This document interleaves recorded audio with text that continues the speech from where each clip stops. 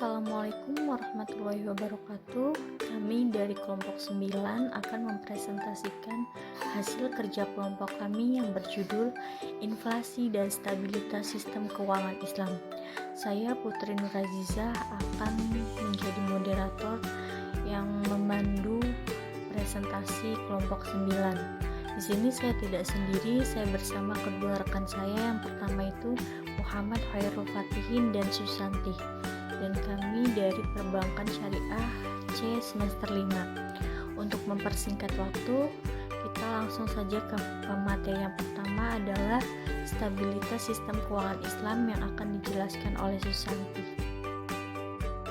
Untuk pembahasan yang pertama yaitu mengenai sistem stabilitas keuangan Islam. Stabilitas sistem keuangan adalah suatu kondisi yang memungkinkan sistem keuangan nasional berfungsi secara efektif dan efisien, bertahan terhadap kerentanan internal dan eksternal, sehingga alokasi sumber daya atau pembiayaan dapat berkontribusi pada pertumbuhan dan perekonomian nasional. Stabilitas keuangan memegang peran yang sangat penting untuk menjaga kelangsungan perekonomian. Sebagai bagian dari sistem perekonomian, sistem keuangan berfungsi mengalokasikan dana dari pihak yang mengalami surplus kepada pihak yang mengalami defisit. Apabila sistem keuangan tidak stabil dan tidak berfungsi secara efisien, pengalokasian dana tidak akan berjalan dengan baik, sehingga dapat menghambat pertumbuhan ekonomi. Pengalaman menunjukkan sistem keuangan yang tidak stabil, terlebih lagi jika mengakibatkan terjadinya krisis, memerlukan biaya yang sangat tinggi untuk dapat menyelamatkannya. Materi selanjutnya akan dijelaskan oleh Muhammad Khairul Fatihin dengan judul Instabilitas pada Sistem Keuangan Islam Kontemporer. Instabilitas pada sistem keuangan Islam kontemporer.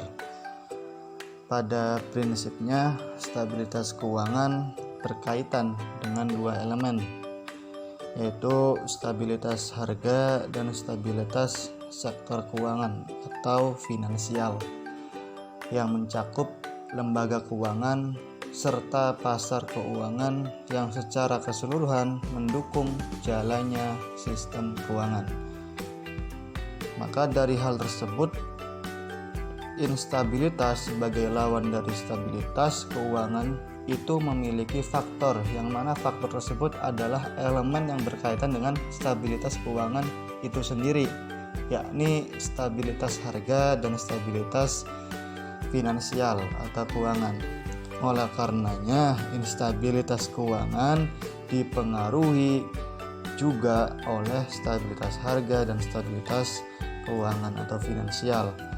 Semisal ketika harga produksi dan barang tidak stabil, maka itu akan mempengaruhi sistem keuangan yang menitik beratkan pada ekonomi moneter.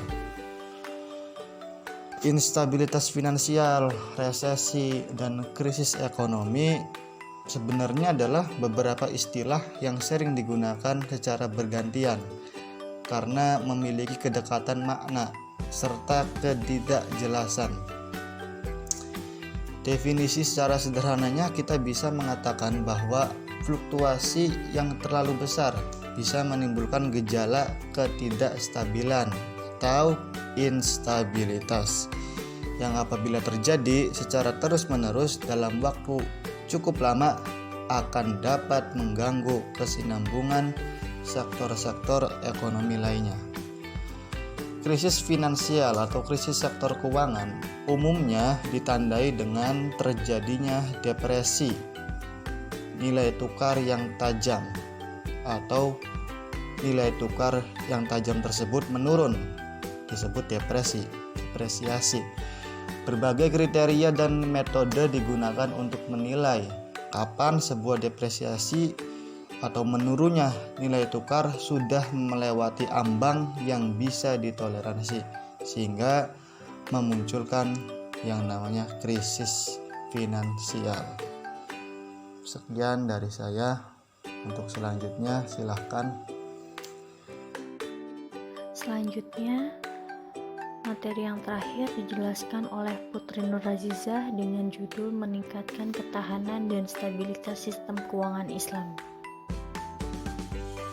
Dan materi yang terakhir adalah meningkatkan ketahanan dan stabilitas sistem keuangan Islam. Beberapa langkah yang dilakukan pemerintah dalam mewujudkan stabilitas keuangan dan dapat mewujudkan pembangunan ekonomi berkelanjutan diantaranya: yang pertama, Kementerian Keuangan secara reguler melakukan penerbitan sukuk negara sejak tahun 2008. Bagi pemerintah, sukuk negara merupakan instrumen pembiayaan APBN termasuk pembiayaan proyek. Penerbitan sukuk negara diharapkan dapat mendorong pengembangan industri keuangan syariah melalui penyediaan instrumen keuangan dan investasi yang sesuai syariah. Yang kedua, Kementerian Keuangan juga berperan sebagai pembuat kebijakan publik pada sektor keuangan yang meliputi penentuan arah pengembangan industri keuangan syariah. Kebijakan tersebut diperlukan untuk dapat mendorong percepatan pengembangan dan pendalaman pasar keuangan syariah nasional, termasuk pasar sukuk. Yang ketiga, pemerintah berkomitmen untuk menciptakan equal playing field antara syariah dan konvensional dengan program pemetaan baru secara lebih akurat terhadap potensi pasar perbankan dan keuangan syariah yang secara umum mengarahkan pelayanan jasa bank dan keuangan syariah sebagai layanan universal atau bank bagi semua lapisan masyarakat dan semua segmen sesuai dengan strategi masing-masing bank dan keuangan syariah. Yang keempat, kebijakan pemerintah akan berusaha diharmonisasi dengan jasa keuangan syariah untuk menciptakan suasana yang kondusif bagi perekonomian dengan tetap menjaga stabilitas sistem keuangan dan kesinambungan fiskal. Dan yang terakhir adalah program peningkatan kualitas layanan yang didukung oleh sumber daya manusia yang kompeten dan penyediaan teknologi informasi yang mampu memenuhi kebutuhan dan kepuasan nasabah. Terima kasih. Sekian presentasi dari kelompok kami, kurang lebihnya mohon maaf. Wassalamualaikum warahmatullahi wabarakatuh.